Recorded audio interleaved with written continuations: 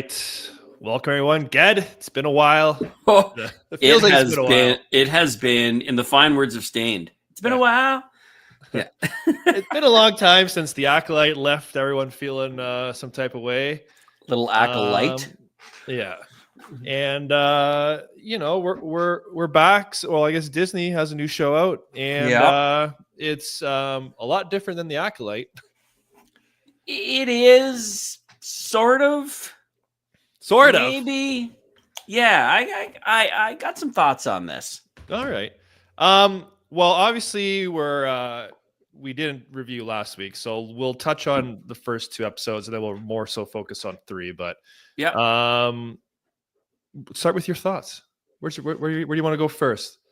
I guess first and foremost, I'm happy there's new content. And before we get into, any thoughts, any criticism, any this, any that, any pointing fingers, I want it to be publicly said that, I, like you, am a very simple, very rare Star Wars fan.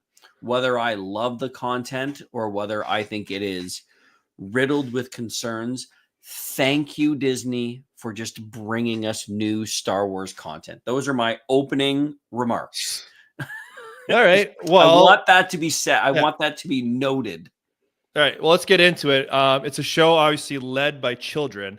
Very reminiscent of Amblin back in the day, right? E.T., Goonies, like all those types of movies. It hits on all those like kind of kid vibes, right? Like lots of people describe it as Jumanji, Zathura, if you want to go the sci-fi route. Jumanji's a great analogy. Yeah. Even Stranger Things, I've heard people compare it to, or a little bit of a copy, just because it's kids kind of running the show. All right, that's fair. All right, I'm like, that's a bit of a stretch, but okay. Yeah, no, I see that. Not the horror aspect, but or the quality, but yeah, all right, yeah, go on. Yo, wow, I think we're gonna go totally two different ways on here. I'm picking up from you. All right. I thought the kids were good. Like normally when there's kid actors, sometimes it's cringy, sometimes it's really forced, and like you can't blame them. Like children, like their training for acting is, of course. It is what it is. I thought all the kids do a great job. I have like literally no complaints with any of the kids. And I could not agree more, actually. All right. And I think the first two episodes used them well, setting up their situation. And then as we get into the third, I like now that we have an adult in the room, and I feel like Jude Law is probably the perfect casting for thus far. And I thought I like that now he gets to kind of share the screen with them and shepherd them on their way, so to speak. Yeah. So just touching on the quality of the actors, these kid actors, KB and Fern, rock stars. The two female kid actors in this are so good. KB is low key my favorite character in the entire show. She is light years ahead of all of them. I just think she's fantastic. Fern plays that child of someone who is in the higher ups at this very lost planet At-Aten. I think she plays the rebellious kid so well. Even her mom, who is sits atop the order.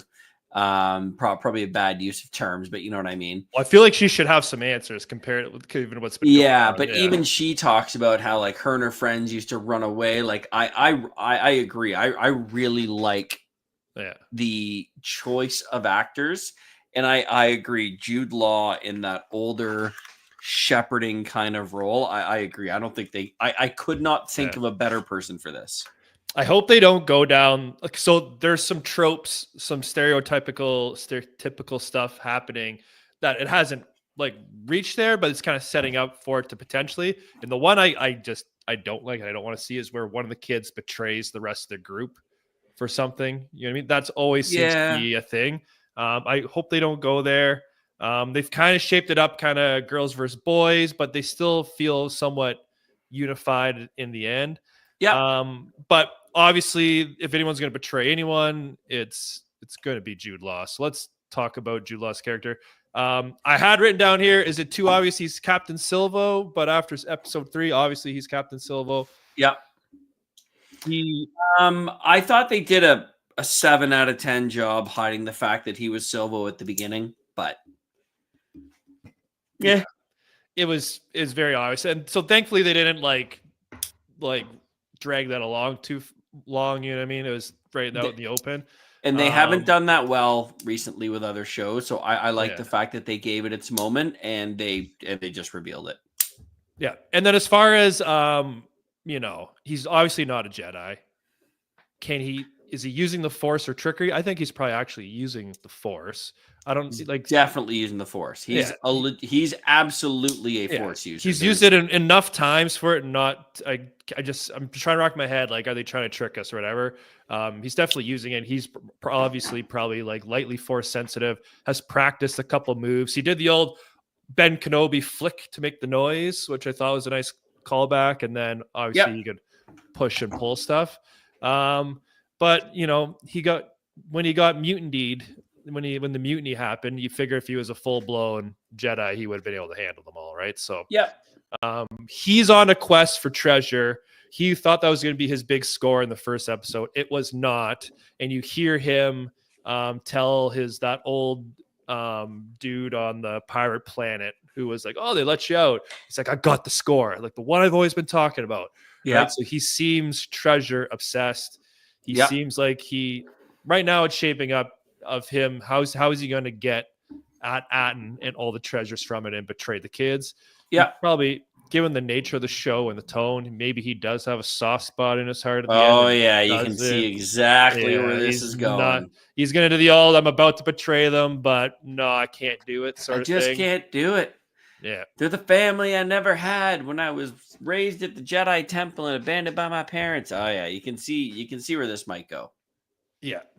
But no, he's an interesting character, and the whole time I'm watching him, I just keep wondering, like, since this is set parallel with the Mando timeline, I'm like, could he potentially be brought in? Because he is scoundrel. I know he's a pirate, but pirates are all kind of hang out together. What is the timeline? This is post Jedi. Yeah, it's like Mandalorian timeline. Got it. Okay. Yeah. Okay. Which is like when the kid mentions, you know, we know where Coruscant and Alderaan is, and they're like, "Oh, missed the war, did you?" Right? Yeah, so they're like, "What war?" Yeah. So the biggest mystery so far is obviously the planet at Atten. They keep referencing Old Republic, but I don't think it's actually Old Republic. I think it's High Republic, which would technically be old, you know, in comparison to the New Republic. I haven't read the books, but you can, you know, people who have, like, the great work they keep talking about, all that stuff, that's all from those. Oh, is it? I actually see. I know nothing about that. What is the great work? I don't even know. I haven't read the High Republic, but I'm just saying people who've read it probably feel, I don't know. If anyone in the comments who's not afraid to drop a spoiler, can you tell us what the great work is? That'd be great. Yeah. So obviously they've hidden themselves and they've been living in basically a bubble, and have not only did they miss, you know, the fall of the Galactic Republic, like the Clone Wars, all that. They missed the rebellion. They missed the Empire years. They're completely oblivious. They've been on their own, which is why the droids look different on that planet. Like, just everything's a little bit off. Even the kids' parents are off. Like, you know what I mean? Like, it's almost like something. I don't want to say something sinister is going on, but like, you know, Stepford Wives situation, like, it's just something isn't what it seems, obviously. And like, they're like, oh, they've left the barrier, we can't go after them. So obviously no one leaves that planet. No. And they have, and it just, does it feel like they're answering to droids? Like, I know, like, it's the security droids and stuff like that, but like, it feels like they can't. I guess they were talking about, it definitely feels like there's a role or the leader. Reversal. There was one position supervisor. they wanted to talk to, but other than that, it almost feels like the parents are imprisoned, right? Oh, like, God, yeah. You figure out at whatever age they are what your career is for life. You just do that. You can't leave. You can't talk to any other planets. Yeah, you know, their training materials is very highly of the Jedi, which would have been of the High Republic era, because if it was, say, Empire era, they wouldn't be teaching Jedi stuff. So hold on, before we move on to that, there's I kind of want to go back and rewatch the third episode. The map that the little owl, who by the way is kind of a cool character, brings out. There's something very High Republic and Jedi about that. And there has to be something with this planet. Yeah, so I don't know if they've teased that in the High Republic novels. Like, did they have planets hiding for whatever reason? That part I don't know. And sometimes I find some of those little nitty gritty details, they never really matter a lot to the plot, right? Like lots of people like get all crazy, like, oh, this little thing, but it never ever ends up doing anything. The plot's gonna be the plot of the kids get home. They're just cool little Easter eggs and stuff like that. But yeah, something is off with the planet. Yeah. For sure. The so back to the first episode, one of my major critiques, the one that bothered me, is how did the ship's hyperspace navigation computer not have the coordinates to the planet? Did they mention anything about? I've seen Star Wars more than like I swear across multiple shows and books. There's always like, oh, just go to the nav computer. You can see where they, were left last, right? 1,000%. Unless it was destroyed during the crash. But yeah, I mean, that's the thing. Was that ship crash there? And did that ship predate them settling that planet? I mean, that would make sense. Yeah. And like, given how much it's under growth, yes, that could make sense. And all the bodies are skeletons. Yeah. And like, could the captain have wiped the computer? Yeah, but why would he wipe it? It wouldn't, if he was hiding on that planet and he wasn't leaving. Like, why would you ever wipe your computer? So like, there's just I'm like, it's a very integral plot point to the entire show. And well, it makes me wonder: did anyone from that ship survive? Like, we assume that everyone on that ship is dead and the droids are deactivated. Is that a correct assumption? I don't know. Does it tie in with the supervisor? See, you want to take the show to a cool direction? Make the supervisor have something to do with that ship. Blow my mind a little bit. Yeah. And I think that's, if I have a critique, and I'm sorry if I'm jumping ahead because we're going to talk about the good and the bad. If I had one critique, the Acolyte, and I said, it's different, but is it really? Because even though they're pointed at different demographics, there's a lot of similar feels in the way these shows are being put together, whether it's musically, just the way that they're shot. There's definitely a consistency there, but it's really kind of lacked that wow factor. It's really kind of lacked that like jump into the next level of excitement. Like, we haven't seen that since Andor, and Andor was shot very differently than these. Like this will be. I don't know what the shooting was like for this, but I'm assuming it's a lot of digital sets. I thought I thought some of the sets have been cool. I thought the creatures in this are like next level, like great. Yep. Like, to me, it looks like they used their budget well, whereas the Acolyte set the record for the most budget, and it looked like a soap opera. Like, it didn't look nearly as nice as what I thought this show looks like thus far. Yeah, I loved seeing like suburban Star Wars life. That was actually is actually rather cool. The idea of a scooters, peaceful class, going to school, like dreaming about being a Jedi, like wanting to be a Jedi, wanting to find a Jedi temple. Like, that would be all stuff you would figure like kids growing up would get excited about. Yeah. I thought they nailed that, like tone wise and stuff like that. I like that they've used, like, there's so many callbacks and stuff like that. Like the the alien who took over for the pirate crew, for example, like he's from the cantina scene in the original, in A New Hope, right? Like that species. Yeah. So it's cool seeing him in action. Like, he looks pretty badass. Pirate in that space port. Yeah. There's so many ones they've used. Yep. Yeah, like in this third episode, when they go down into the dungeons, you see like the tentacle arm sticking out like Jabba's palace. Yep. Like, there's just so many cool little nods that I absolutely was appreciating. We even got a battle droid. And again, good for Star Wars nailing the droids. Yeah, I really like the new droid. SM-33, Yeah, I so like good. him. Yeah, I And like he's that they just, gave him, and yeah, it could be a little corny, but I like that they gave him the pirate accent as yeah, well in his I. voice. Then he Yeah, comes back, I. yeah.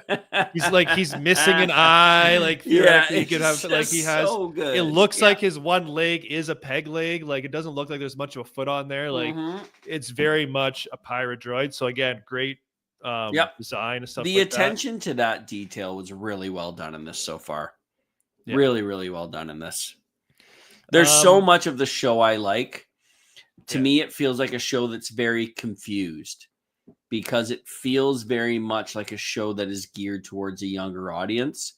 But I found the opening scene of that pirate takeover Yeah. very graphic, considering it was going to a younger Yeah. audience. But he takes one right off the eye and just doesn't slow him down. Yeah. Yeah, like, and it's weird because it's like they're trying to appeal to that audience, but they have these Yeah. scenes that are very dark and a little graphic, and like I feel like this one's kind of struggling with its identity a little bit. I watched it. That's all. Well, for reference, I watched the first two with my kids. So one's 5, one's 8, and there's a couple spots where they were anticipating suspense Mhm. your head a little bit. So it tells you like it's Yeah. it's got a little danger aspect to it. But yeah, plot wise, kids are lost, escape from pirates, and they end up going to Jude Law's friend on the asteroid. Who Mhm. again, you brought up earlier, great design for the Great character. yeah, thought it looked very well done. She obviously goes to turn him in, and she's able to decipher all the stuff. They get, I guess, potentially the coordinates. We don't know if it's actually going to be the coordinates or how many potential coordinates are on that little disc. But it's Mhm. interesting. Like everyone along the step away keeps telling these kids, "Don't go with him. Like he's lying to you. He's this and that." But they feel they got to, and Jude Law says it good at the end. He's like, "Listen, you need me. Like we both want the same thing. We both want to get to At-Atten. So let's Yeah. make it a partnership." And now to nerd out a little bit. So we got a little bit of an X-Wing chase at the end. And these weren't Republic X-Wings. They were So obviously, I was going to I don't ask you know. about this Yeah. one because, like, to me, that was an opportunity where you see, like, the Republic and X-Wings, and I'm like, are they going to drop someone really cool in here? Like, I was waiting for that to happen. Yeah. I think they were like, I don't know if they're bounty hunters or mercenaries, but they were obviously looking for what they call them, Crimson John at the end. Crimson Jack. But the cool thing that I liked was if you played like the old TIE Fighter game and stuff like that back in the day, you could always use ion cannons and you could use it to disable something. And they do it in Rogue One a little bit, but like when they did it in Rogue One, they were almost like missiles when the Y-Wings are shooting it and disable the Star Destroyer. Yeah. But in this one, you see the X-Wings just whip out like blue energy bursts. A few times, and you can see the chip computer kind of like static up a little bit, which I like. They were trying to disable it, and they even alluded at the end like it was too dangerous with the kids. Like they're trying to obviously disable that. And then when the X-Wings landed, what I thought was interesting, you could see the bottom cannon on the bottom S foil was different than the normal top KX9 laser cannon. Yeah. So I don't know if that's where the ion was, because again, in the video games, you always shot 4 lasers out your cannons, and the ion cannon was in the middle or something like that. Mm-hmm. Worry about the details later. But I thought that was a cool. They've done such a good job with that. Yeah. Yeah. I like they just shoehorn like little things in from, previous things, whether it's comics or video games, and just bringing it to life, but like, again, at the end of the day, the plot, the story still have to be great, even though you're putting those little cosmetics in there. So hold on, before we start giving ratings, you just mentioned 2 things, the plot and the story. So very quickly, out of 10, rate the plot.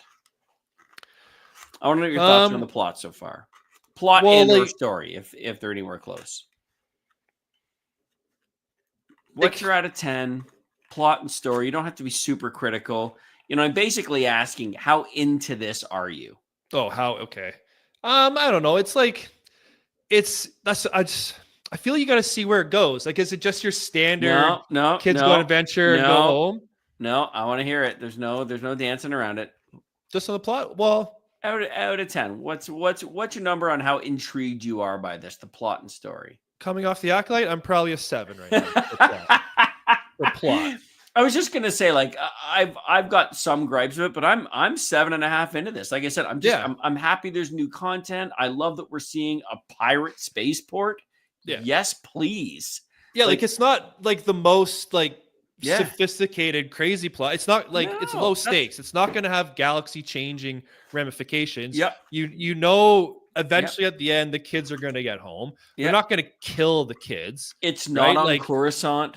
It's yeah. not on the Skywalker home Yeah. planet. Like, they're It's in going to be a different spots. cool it's going to Yeah, be a cool little it's going to feel like a cool little side quest through the yeah, Star Wars galaxy. absolutely. You're gonna see some things that are familiar, right? Like we just saw battle droids, we see some X-wings. I'm sure they'll take us through some cool things, and then they'll end up back home, and then it'll be, you know, who betrays who. Like again, if it goes Hmm. different than that, like I think everyone could almost assume where it's gonna go. If it goes different than that, in a good way, then I'm Yep, gonna be really excited. But if they for find a way sure. to like, but given their track record on the last few shows, if they find a way to mess it up, then the groans will come out. But so far, I'm into it. I'm into it Yeah, for sure. And and then as far as a quality aspect though, like design and all that stuff, I think that's more like a 9 out of 10. yeah, they've definitely, as you said, they've spent the money in the right place. Yeah. It definitely looks like they're being a bit more creative. They're Yeah. not just recycling all the old stuff. Costumes, They're the not afraid to take creatures, a the bit of a ships. chance on the creatures, Yeah. stuff like that. Yeah. Yeah. And you can see where there's some spots where they're maybe trying to save some budget. Like you can see some spots, but like so far, so good. Oh yeah. I believe. Like, Yeah. and I think the best of all is like, again, there's no like really like what the fuck are they doing or like cringeworthy stuff. It's just a solid romp right now. And Hmm. I felt the pacing in each episode has been pretty good. Like it's been kind of like nonstop. It hasn't been really a lot of slowdown, which has been kind of nice as well. It has moved at a really good pace. Yeah, because it seems like every episode they're going to be leaving a planet or like Yeah. doing a jump or something like that at the rate they're going. Um, but yeah, any other thoughts, or you want to give this an official score? I think I'm ready to give it an official score. Just the one last thing before we score this again, you touched on at the beginning. Really, really great job by these kids. That is not Yeah, an easy task, and they're in front of millions, tens of millions, hundreds of millions of Star Wars fans. I hope that no matter how people feel about the show, I hope they go easy on these kids. Like, these are kids that are actors. They've got a tough gig, and I think so far that they have done a fantastic job. no, yeah, I think they're doing a good job. And no I one don't will think, ever know what Neil looks like, so he wins no matter what. yeah, Okay, I'm ready to score it. score all 3-1. All right, What do you give for the opening 3 episodes? 7-5. So you're 7-5. I'm 7-5. It is exciting. It's good. It's above expectations. I love that there's a lot of new. I love that there's a lot of good nods to it. Again, I can't say enough about what a great job the kids are doing. And I'm very intrigued to see where it goes. Do I have my gripes? Sure. But Yeah. I'm into it. But You? my main and only gripe is that damn computer not having the, not being able to get the damn coordinates from. damn computer. Yeah, it feels like a huge plot thing. But no, I'm probably an 8-1, 8-2. Let's say Ooh. 8-2. I'm 8-2. Ooh. I think it's solid. It's fun, and I don't know if how much higher it's going to get from that because I really got to be wowed, right? Mhm. Like, are we going to get like a massive like space battle or like Yeah, some you're approaching insane WoW character? status at 8-1, 8-2. Like, if this thing gets to Yeah. 8-5 for you, I mean, it either means that you are really Star Wars deprived or you really like this show. So Yeah, my prediction is the tone of the show for these episodes. I think you've seen it. Like it's going to Mhm. be like just a solid romp for the next, I don't know, is it 8 episodes? Probably. Yeah. Yeah. I like really no complaints. I think it's fun. And again, like demographic wise, it's obviously geared for Star Wars fans, but it's definitely geared for the family. But like, I agree.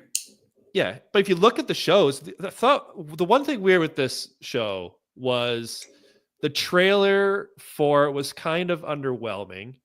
It did sell it as more of a kid show where I feel the tone is more it is more maybe older. Yeah, You know what I mean? Like it's like fair.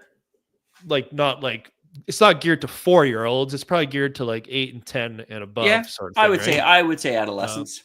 yeah, and the other weird thing they did was they had the review embargo for the first 2 episodes. They didn't lift it till like the day it was released. Like there was no like early reviews or people teasing it being like it's Hmm, great or whatever. It's almost like Disney didn't trust that people were going to enjoy the show, that's fair. which it feels almost similar to Andor in that regard, because Andor launched with very little fanfare, I thought. And Andor, we've talked about it numerous times, is absolutely stunning Yeah, and the so best thing good. Disney's done. And this is shaping up to be one of their better Better. shows. If it stays at this consistency or better the rest of the way, it'll end up being better than a lot of the stuff they've put out. Yeah, that's fair. Yep. I don't disagree. Yeah. But again, let's see where they go with it. It'll be interesting if it's not like very cliche stereotypical. But again, if it's geared Mhm. towards kids, I feel like you're not going to have these crazy twists and turns and galaxy changing moments. Yeah. Yeah, that's why I think it'll be a fun adventure, and we will see next week where it goes from there. Well, I look forward to it, and I'll see you next Tuesday. All right, peace out, buddy. Peace out, everyone.